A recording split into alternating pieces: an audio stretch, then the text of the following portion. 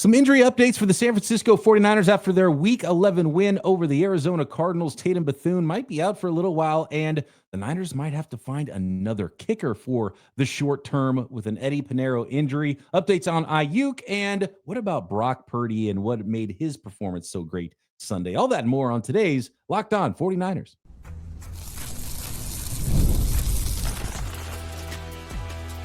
You are Locked On 49ers, your daily San Francisco 49ers podcast, part of the Locked On Podcast Network, your team every day. Welcome to Locked On 49ers. Brian Peacock and Eric Crocker at BD Peacock at Coach Crocky. Thanks, everybody, for making us your first listen on the Locked On Podcast Network, your team every day. And we got to thank everybody out there for helping make Locked On the #1 sports podcast network. We're going to get into a lot of what's going on with the San Francisco 49ers here on this Monday. Kyle Shanahan updating on some of the injuries that are going on. Niners might have to add a kicker. One kicker they for sure will not bring in. And today's episode of Locked On 49ers is brought to you by FanDuel. And right now, new customers on FanDuel, all you got to do is bet $5. And if your bet wins, you'll get $300 in bonus bets to use across the FanDuel app. Let's start with the kicker, actually, Croc, because, my goodness, one of the more underrated turns that happened for the 49ers is the special teams that started out really bad in a lot of different ways. And aside from some extra point weirdness, Eddy Pinero's been nails. The 49ers special teams have gotten so much better and ascended toward the top of the NFL. And now Eddy Pinero with a hamstring injury is going to be out this week. And it's going to be week to week, according to Kyle Shanahan, with the hamstring injury. It's a grade 1 hamstring, which is the lowest, right? The grades go up, I believe, until it becomes a strain and then a tear. But right now it is a grade 1 hamstring for Eddy Pinero. And the San Francisco 49ers are going to have to bring in another kicker. No word yet as of Kyle Shanahan talking to the media on Monday afternoon, who that kicker or kickers will be that come in and have a little, I assume they'll bring a couple guys in and take a look at him and maybe have a competition at practice on Tuesday or Wednesday. But they got to get a guy ready to go to kick some field goals for this Monday nighter. We got an extra day before the Carolina Panthers and the 49ers on Monday Night Football, which have some big playoff implications. So it's a really big game, and you can't be losing because of a field goal kicker. So the 49ers are going to have to do some work there. And it's not going to be Jake Moody, Croc, because that was the popular name that everybody brought up. He was on the practice squad of somewhere. I don't even remember where he was. It was the Bears. And he has been signed actually by the Commanders. So Jake Moody won't be the guy to come back and kick for the 49ers. I don't know if the 49ers would have considered Jake Moody. They do like to bring in people they're familiar with. I don't think they would have gone down that path, but it is possible. And you know what's even funnier about all this is that Jake Moody is now reunited with Deebo Samuel on the Washington Commanders. There you go. It comes full circle. Life does in a lot of weird ways, but it's not. It's one of the more underrated things that happened throughout the stretch of Mac Jones playing quarterback and what the 49ers were able to do in the middle portion of this season and win a lot of games with a lot of people out. Is the kicking game was nails, Croc.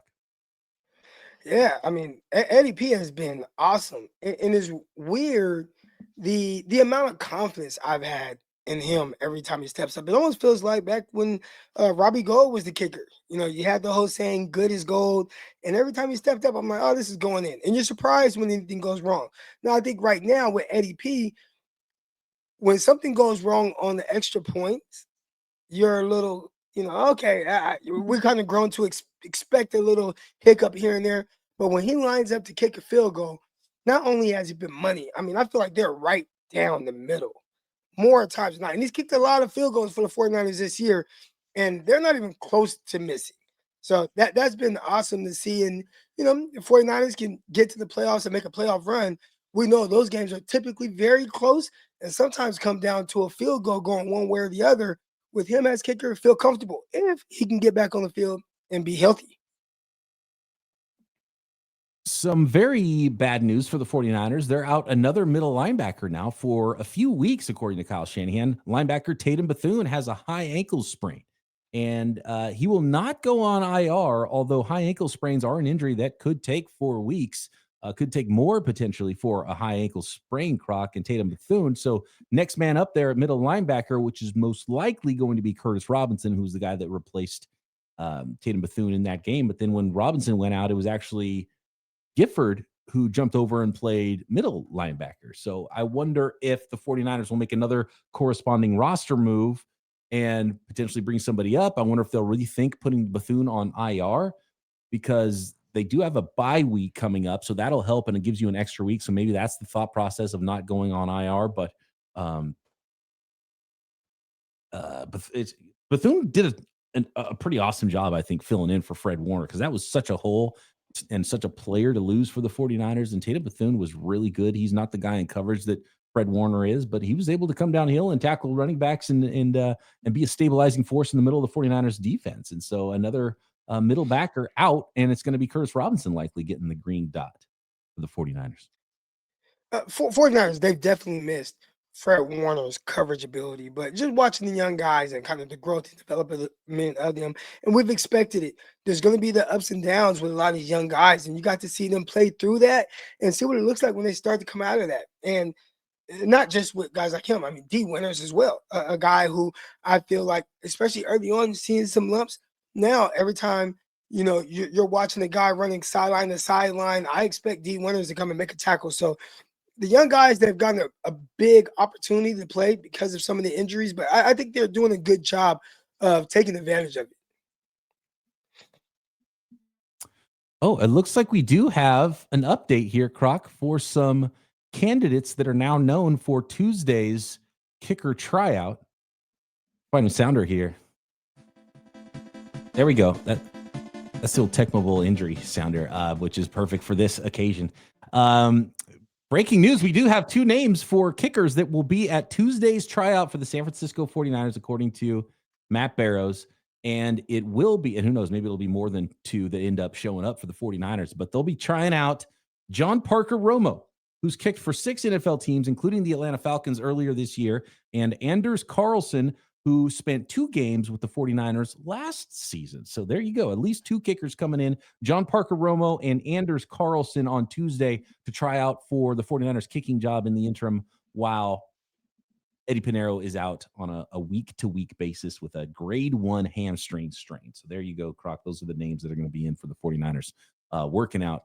And I would think that the 49ers will probably bring up Jalen Graham from the practice squad. He hadn't been activated recently from the practice squad, but he has experience playing inside backer. And so I think the 49ers will want another player so they have some coverage there. But then again, there would have to be a corresponding move. And does Pineiro end up on IR? Does Bethune end up on IR? So those are some questions about how they open up some roster spots to get some other guys filtered in and coverage at linebacker and at the kicker spots. And of course, my immediate thought goes to Nick Martin, who's on the field for 14 snaps, his first 14 snaps of his NFL career in week 11. Is there a path to get him some more playing time for the 49ers? And I think that when you look at that play, that the first play, that it might have been his first play. It was the first play I ever noticed him on the field, was the long touchdown run to Bam Knight had called back because of the holding. And it was actually Pharaoh Brown, the tight end of the Cardinals, that was holding Nick Martin on that play. But the thing is they ran right at Nick Martin. And that's the thing of having an undersized linebacker. You probably don't ideally want Nick Martin playing a strong side spot. Would you rather Nick Martin play the inside spot? And does he know enough about the 49ers defense to get a green dot if Curtis Robinson was to get hurt? So that's an interesting one. If maybe having the knowledge that you have a week to get ready for him to be a backup, can Nick Martin back up the inside backer spot? Based on what we saw on the field Sunday, it would be Gifford that would be the backup to Curtis Robinson. And then there would be an extra spot for potentially Nick Martin to play and maybe strong side linebacker. But, to be honest with you, he probably fits better as the middle backer than the strong side backer. I don't know. So that's an interesting one there. It's funny because Robert Saleh, when asked about Nick Martin, said that there's not that big of a difference between the outside backer spots, weak side and strong side, but that they don't consider Martin a strong side, only a weak side. So it's like, if there's no difference, then why do you only consider him at one spot, right? And it's also interesting that they ran right at him, and that was the long 50, whatever it was, yard touchdown run. It ended up getting called back, and I don't think he needed to be held because he was actually blocked up on the play. And so that's the worry for an undersized linebacker is the run fits, and you'd rather have blocks taken up and allow Nick Martin to flow to the football. So that's kind of the situation you would want him to be in, ideally, because that's his game. A lot of question marks about the linebacker position and who's going to play where. Where there shouldn't be a question is who the 49ers signed as kicker. And Anders Carlson, who you talked about, he played with the 49ers last year, short stint, played in 2 games. But in those 2 games, Carlson went 5 for 5 on his field goal attempts, did miss an extra point, but his longest, 55 yards. So 5 for 5 on field goals with a long of 55 in his short time with the San Francisco 49ers, 2 games last season. There you go. So maybe they just wanted to make sure that he has some competition and sweats his tryout a little bit and put some pressure on him to earn that spot. But we'll see. Anders Carlson, John Parker Romo, maybe a third unknown candidate as of yet to come in and fill in for Eddy Pinero, who's out with a hamstring in the short term. All right, Croc, next. Let's talk about some wide receivers the 49ers will not get back this week, but might soon. And why is it taking so long for Brandon Aiyuk in his practice window to be open next?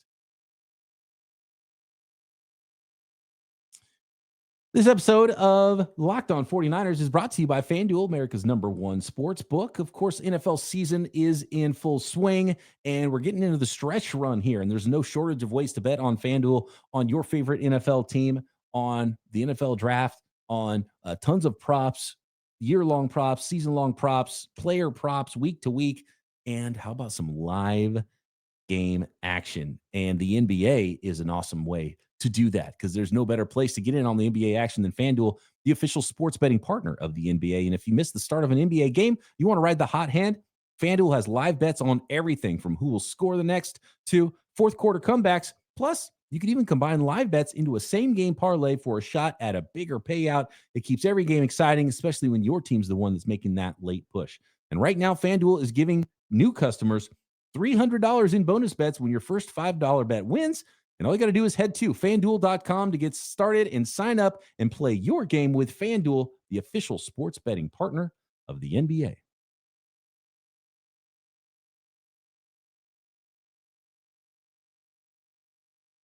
So, according to Kyle Shanahan, Croc, Brandon Aiyuk's practice window will not open. Another wide receiver that I kind of forget is even on the roster, Jacob Cowan. His practice window will also not open. But Kyle was a lot more exact about what he expected from Jacob Cowing. And when his practice window would be open, he said that Cowing won't be until after the week 14 bye for the 49ers. And look, this has been a hamstring injury, and what a hamstring it must have been because he's been out all year from this hamstring injury. And so it'll be at least 14 weeks missed for Jacob Cowing's 2025 season. And I wonder if it might be the same for Brandon Aiyuk, because Aiyuk still remains week to week, according to Kyle Shanahan. But what's interesting about Brandon Aiyuk, Croc, is that it seemed like he was very close and that Kyle kind of expected him to be back by now, at least on the practice field. But that practice window not opening. And the thing is you can have a 3-week practice window before you activate a player too. It doesn't have to be you practice him this week so he's in the game. So I wonder if they are only, because all these practice windows that the 49ers have opened, the player is played that week.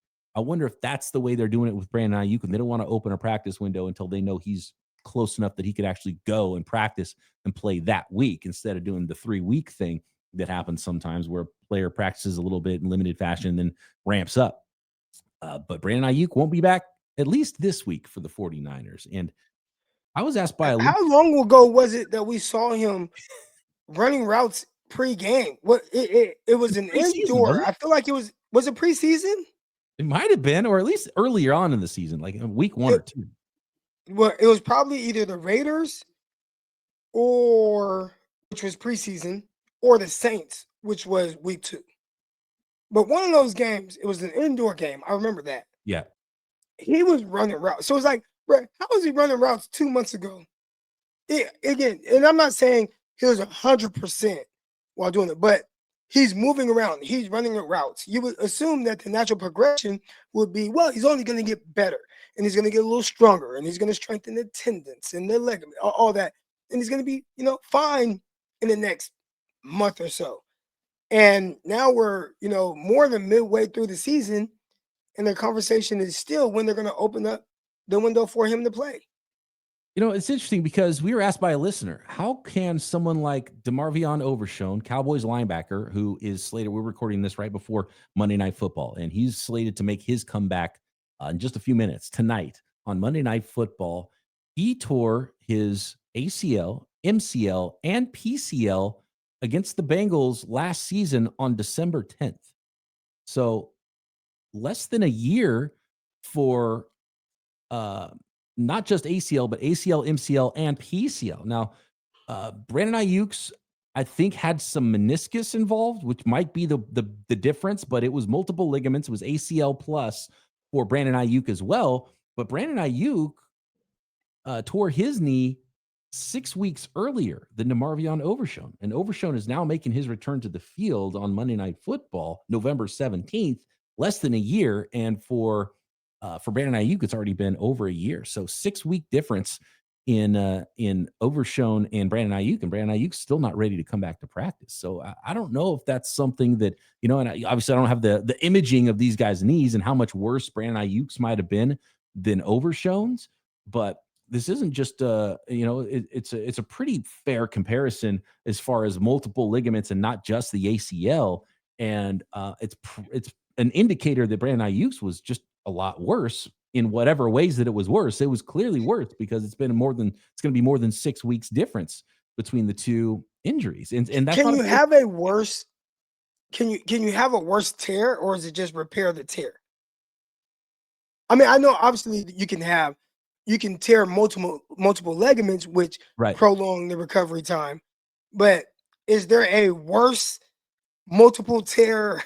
I mean, we're getting out of my realm for sure. We're going to need some doctors to speak on this, but there has been times in the past where it was good news. It's an ACL, but it's a clean ACL tear. You remember ever hearing reports like that? And it should be maybe potentially an easier one to tear than another ACL. So Aiyuk's maybe not clean. And again, the meniscus, I think, was part of it that hasn't been mentioned with the Overshown injury.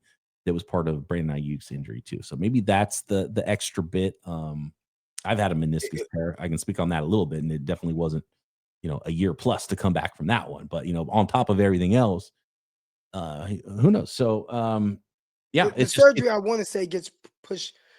I don't think they go in there and repair both ligaments at the same time, right? I think they do one, then they have to wait for like swelling to go down, and then they do the other one. I believe. Don't quote me on that. Oh, interesting. Okay. So that can push things back. But again, you have a comp with Overshown, right? There was this Stephon Diggs who tore his ACL a week or so after Brandon Aiyuk, but it was just ACL. So, we saw Stephon Diggs on the field for preseason games going full speed. He was locked in, ready to go. And it's like, gosh, I mean, I know Brandon Aiyuk had more significant damage done, but dang, look at Stephon Diggs in training camp. Going full speed, full go, and towards ACL a week after Aiyuk. Obviously, again, more tears going on there with the ligaments with Brandon Aiyuk. But again, Overshown not only has his window opened up, he is playing Monday Night Football. And we're still waiting on Brandon Aiyuk. I will say, you don't want to rush anybody back. And they won't rush him back. I think as fans, people that talk about, hey, don't rush him back. Make sure he's healthy. Like, well, yeah, no duh. That's exactly what they're going to do. So they won't rush him back. They're going to wait until he's ready. The question is just like, damn, what's taking so long? Yeah, and it's either way, it's not great news. And clearly you don't want to rush him back. And they're clearly not rushing him back. But it's bad news that it's either so severe that it's taking this long, right? Or there's something else going on, and there's there's been all the other stuff with Brandon Aiyuk and the extra stuff. And it's like, does Brandon Aiyuk not want to come back? Is he delaying it himself because he doesn't want to come back too early, or because, he's worried about off season, or, are the 49ers, do they still want to trade him? Do they not want him to come back and re-aggravate it because they want to move on from him in the off season? So you start to have to ask the question, like, is it just that bad? Or is there other aspects to this? I don't think there are necessarily, but the longer this goes, the more you start to wonder, man, what's going on here? And on top of that, Croc, if it is that significant of an injury, are you still getting the same player back, right?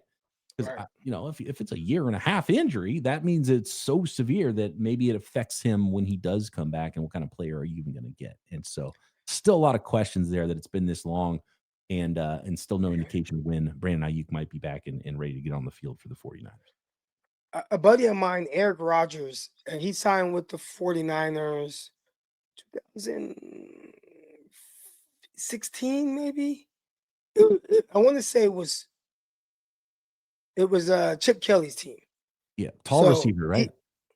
Yeah. We played with each other in 2014, and I remember when Eric signed. Eric tore his ACL in training camp before he could really get going. From my understanding, what I remember, it was just an ACL tear. He was not 100% the next year, and when Kyle Shanahan and those guys showed up, they just let him go because he couldn't even be himself. And I think it took him a while. Even returning to the CFL, for a minute, he wasn't quite 100% himself. It took a little while. Sometimes it could depend on the player. It could depend on what they're doing as far as with the recovery and whatnot, who's doing the rehab. But it's tough, especially when you're itching to see the 49ers, full go. You got Brock Purdy back, see George Kittle out there, there's Christian McCaffrey, Juwan Jennings, he's looking healthy. It's like, man. Oh, Ricky Pearsall, he's back. Yep. And I can only imagine if he had Brandon Aiyuk back, even if he's not 100% himself to start, what would he look like by the time the playoffs roll around? Yeah, to start the year, it was like, oh, you probably get half a year. I was thinking Halloween for Brandon Aiyuk, and now I think those expectations should be altered to the point where, maybe there should be no expectation that he plays at all this year, and no expectation that you're going to get that guy when he does play at the end of this season. So we'll find out next Monday, or I guess it's Tuesday because the Niners are on Monday Night Football. Kyle Shanahan will tell us again whether or not the practice window will be open for Brandon Aiyuk. Let's talk about some players on the field. I want to talk about some wide receivers, actually, a couple quick notes and some notes on Brock Purdy, and one play specifically that tells a lot of the story about Brock Purdy and who he is for the San Francisco 49ers. Next. Today's show is brought to you by our friends over there at Peloton. Look, folks, it's time to break through the busiest time of the year with a brand new Peloton cross-training Tread Plus that's powered by Peloton IQ. It's Peloton's most elevated technology and equipment yet that gives you real-time guidance, and it gives you endless ways to move, whether you want to work out by yourself or if you want to work out with your favorite instructor, like my personal favorite, Alex Toussaint. He always gets me fired up to tackle the day. And the thing I like about Peloton, it helps me achieve more in less times. They have features that help you plan, stay motivated, track your progress, and Peloton IQ also provides personalized workout plans and recommendations. That's something that I use right now during the busiest time of the year covering the NFL. They plan my workouts for me based on my mood, my vibe, and also my favorite instructors. So make sure you check it out and use it, because it also helps you correct your form in real time, and it maximizes your reps. It counts your reps so that you can do it smarter, safer, and more efficient. Let yourself run, lift, flex, push, and go. Explore the new Peloton cross-training Tread Plus at onepeloton.com.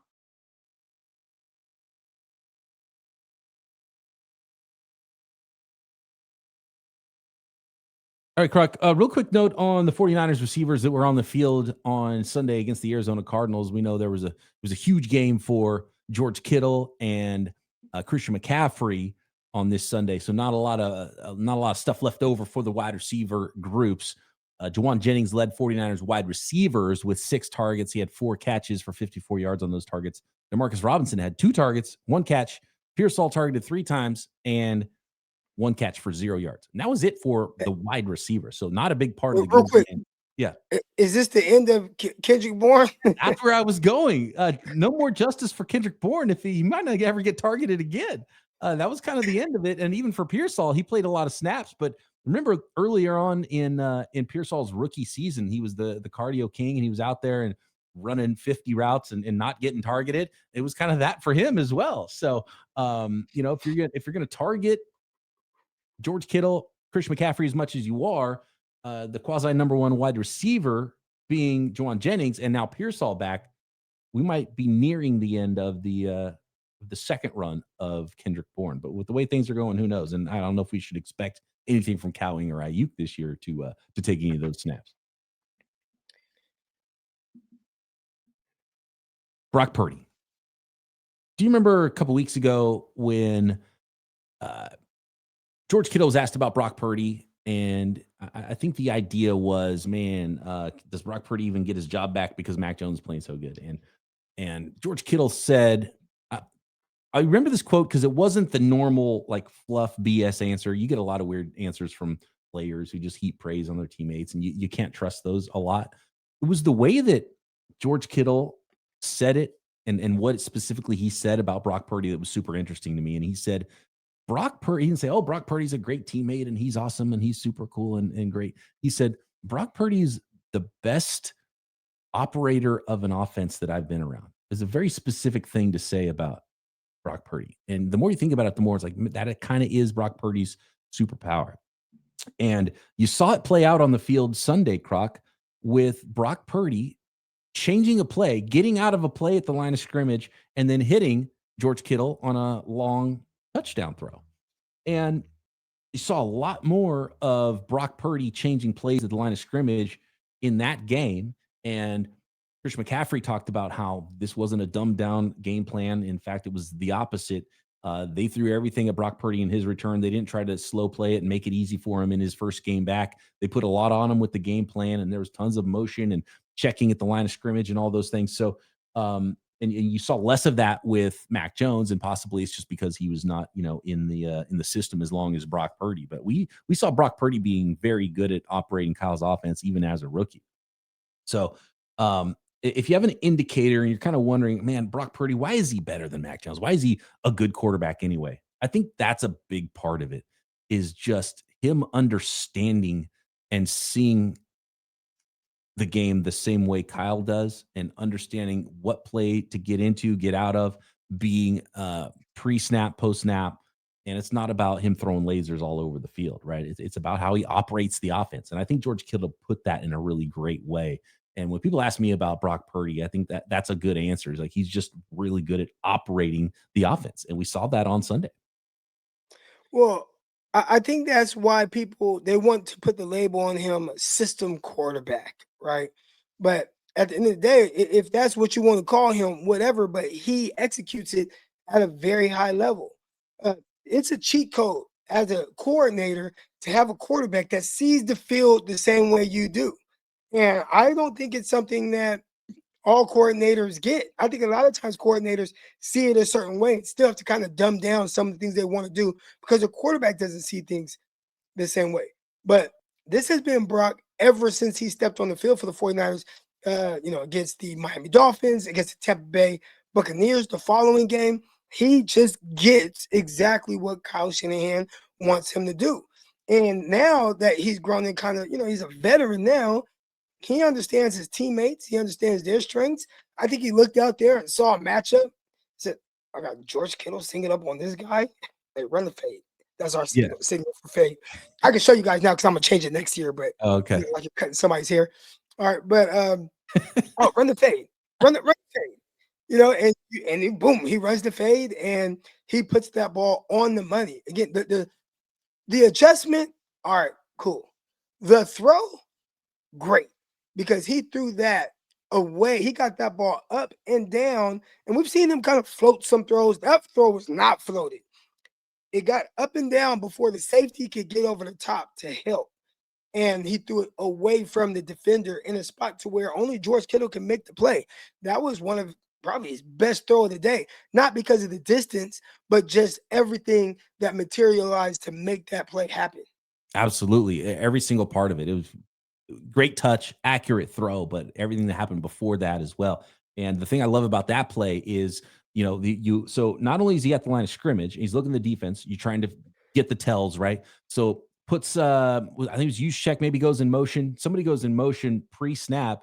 And so he gets an indicator of what they're running. And so he sees it's man and it's single high safety. So his cover one man is what he identified. And so when he cans it and goes to the other play, now you have both Christian McCaffrey, who motions out, and you have your big personnel in because Kyle Juszczyk's on the field, right? So you have a bunch of linebackers on defense. It was kind of what we saw with the Rams last week, really going after Gifford in the pass game, right? You put big people, you put 3 tight ends on the field. The 49ers matched that with their base personnel, and that's what you had in this play with the Atlanta Falcons defense. So linebackers on the field, 49ers have 2 running backs. You got your fullback on the field, but then you motion Juszczyk out to the wide receiver on the right side, and then you motion Christian McCaffrey over here to the left side slot. And so then you have both McCaffrey out of the slot, and you have tight end George Kittle running the deep corner routes. And then you have like the little hitches for the outside wide receivers. And then you got a single high safety in the middle of the field. And I saw the all 22 of it on Monday from the end zone angle of this play. And you see Brock Purdy figuring out, sees it's man. He likes the matchups. He knows he has the corners. Both, he could have hit McCaffrey on the other side, by the way, because he's getting covered by a linebacker and man too. But the great thing about it is not only all of that, but then Brock Purdy, so he gets into the right play, has the great matchups for his tight end against the slower linebacker in coverage. And then he also drops back and keeps the middle of the field safety where he's at with his eyes, manipulates him there before he makes the throw. So there's just so much that goes into playing great quarterback beyond just the arm. And Brock Purdy is really good at a lot of those things. And that one play really shows a lot of it. And so I just really wanted to highlight that play a little bit more because he does everything great from pre-snap to post-snap to looking off the safety, using his eyes, and then making a great, accurate touch throw to George Kittle for the touchdown.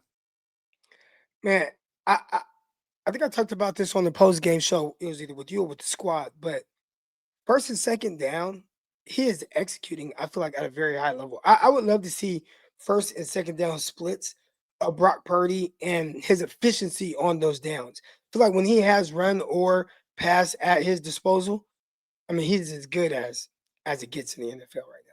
Yeah, and that's kind of what he fits really great with Kyle in that regard too. That when you have everything at your disposal, run, pass, it's early downs, and you can really